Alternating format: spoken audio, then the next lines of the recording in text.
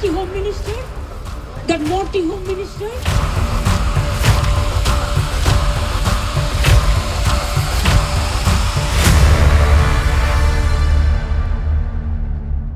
नमस्कार, मैं हूं आपके साथ रितिका अवाना। पश्चिम बंगाल सरकार ने सुप्रीम कोर्ट में कैबिनेट याचिका दाखिल की है। इस कदम के पीछे वजह आईपैग के डायरेक्टर प्रदीप जैन के कार्यालय और आवास पर ईडी की हाल ही में की छापेमारी। ईडी ने 8 जनवरी 2026 को कोलकाता में लाउडन स्ट्रीट स्थित प्रतीक जैन का घर और सॉल्ट लेक सेक्टर V स्थित आईपैक का ऑफिस सहित कई जगहें छापेमारी की। ईडी का दावा है कि कार्यवाही मनी लॉन्ड्रिंग और कोयला घोटाले की जांच से जुड़ी है। पश्चिम बंगाल और झारखंड के सीमावर्ती इलाकों से जुड़े अवैध कोयला खनन के इस पूरे सिंडिकेट ने सरकारी खजाने को हजारों करोड़ का चूना लगाया है। लेकिन इस पूरे मामले की गहराई को समझने से पहले स्टेप बाय स्टेप समझते हैं कि आखिर ये अवैध कोयला खनन का खेल शुरू कैसे हुआ और इसमें कौन कौन शामिल था। क्या है अवैध कोयला खनन मामला?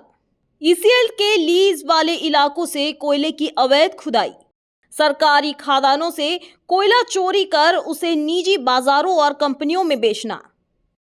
इसमें अपराधी सरकारी अधिकारी, सीआईएसएफ और रेलवे के कुछ कर्मियों की मिलीभगत।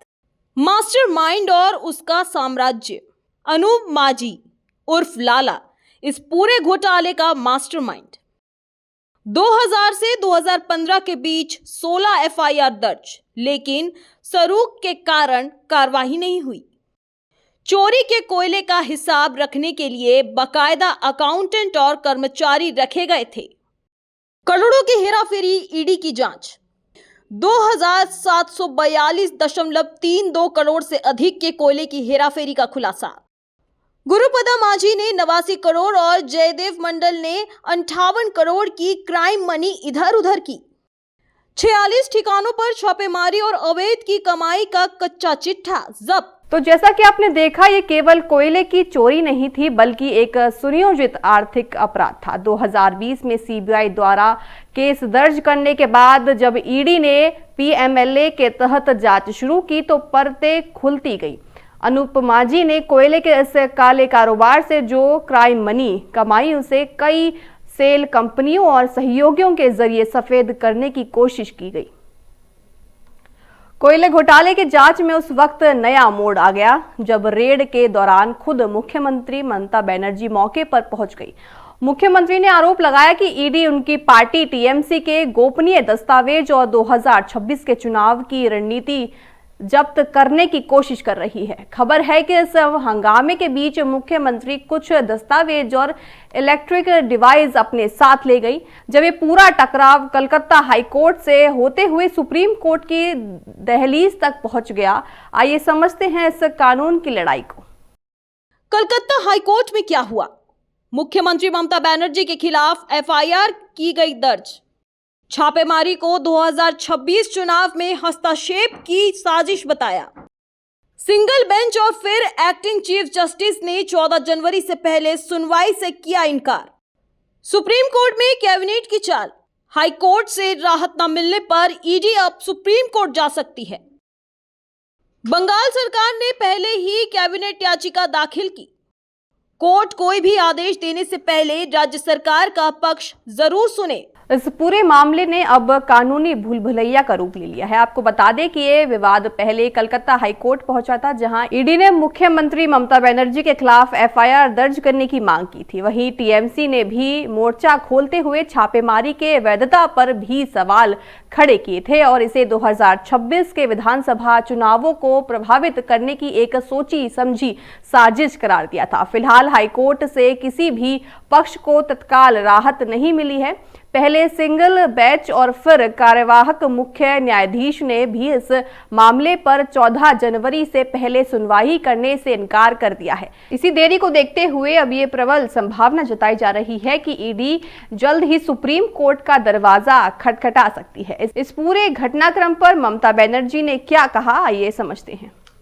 Is it the duty of the ED and Amit Shah, the nasty home minister, the naughty home minister, who cannot protect the country, and is taking away all my party documents.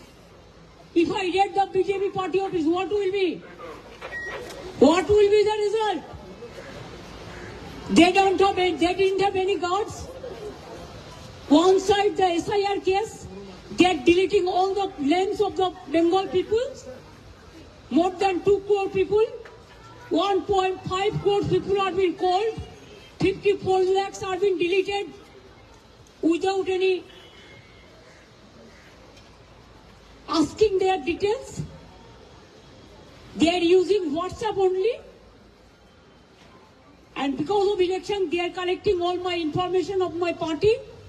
देखो मैंने सब लेके आया. Because I rang up Pratik, because he is the in charge of my party. So my hard disk, see, phone, hard disk, all they are collecting, and they have already attacked my IT office also. In fact, Sector 5, I am going there also.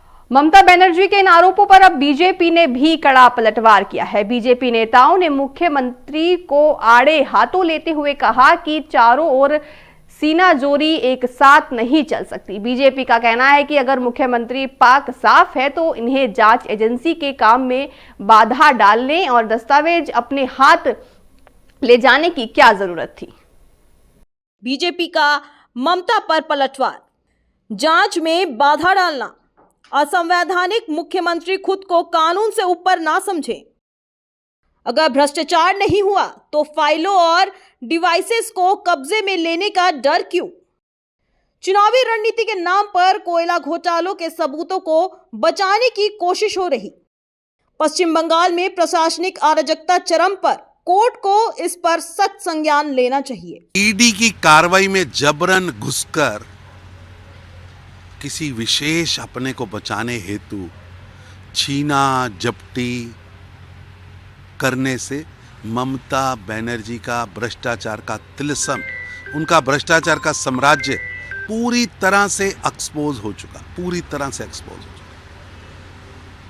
और expose हुई ममता बनर्जी बेवजह, बेतुकी, मनगढ़ंत, निराधार, अप्रमाणित झूठे आरोप लगा रही है। ममता की निर्ममता वाली सरकार को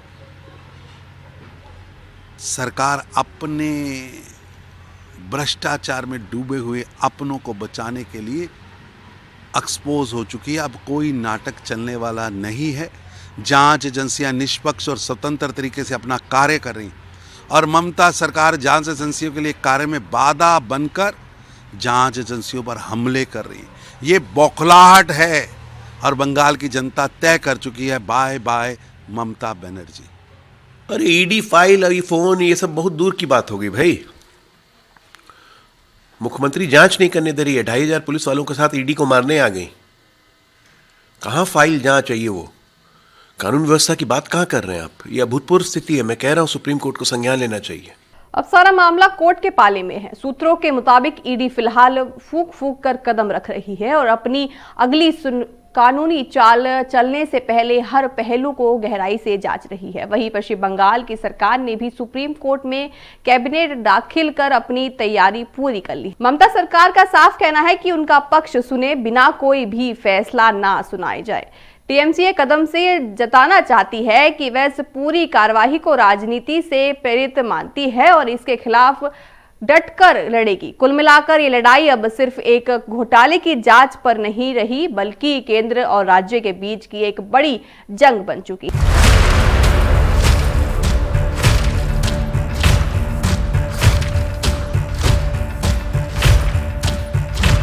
Is it the duty of the ED?